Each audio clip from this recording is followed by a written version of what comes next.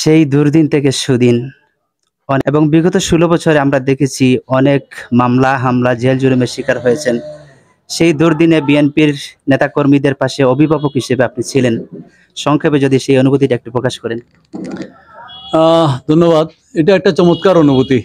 একটা নির্বাচনী এলাকায়, শুধু একটা ছোট্ট কোনো এলাকায় নয়, এটা পুরো নির্বাচনী এলাকায়, যেখানে 4,10,000 ভোটার, সেই এলাকায় এককভাবে একটা মানুষ হিসাবে আমার কাজ করার যে অভিজ্ঞতা দীর্ঘদিনের, এটা সত্যিকার অর্থে এটা খুবই চমকপ্রদ একটা অভিজ্ঞতা আমার।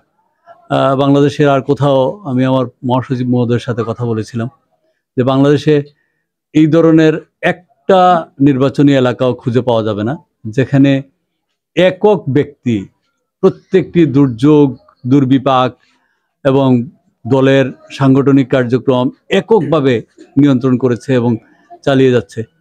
এটাতে আমার একক কৃতিত্ব না, আসলে সত্যিকার অর্থে এখানে যে নেতাকর্মীরা আমি পেয়েছি দীর্ঘদিন থেকে, তাদের অবদান অনেক অনেক বেশি। এই সংগ্রামে 112টি মামলা আমরা খেয়েছি। এই 112টি মামলা মোকাবেলা করতে গিয়ে আমি তো খুব সামান্য সংখ্যক মামলার আসামি ছিলাম, কিন্তু আমার দলের নেতাকর্মীরা এমনও আছে, কিছু কিছু নেতাকর্মী যারা 26-27টা মামলা একাই নিজে বরণ করেছে, কারাবরণ করেছে অনেক দিন, দীর্ঘদিন। একজনের উপর 26-27টা মামলা ছিল। মামলা আছে, এই ধরনের মামলা ছিল।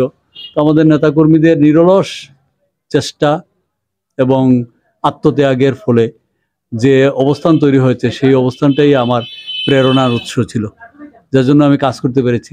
এবং আমি এই দীর্ঘদিন কাজ করাতে আমার এলাকার মানুষের প্রতি যে দায়বদ্ধতা তৈরি হয়েছে, সেই দায়বদ্ধতা থেকে আমি এই সাংগঠনিক কার্যক্রম করার সাহস এবং অনুপ্রেরণা পেয়েছি।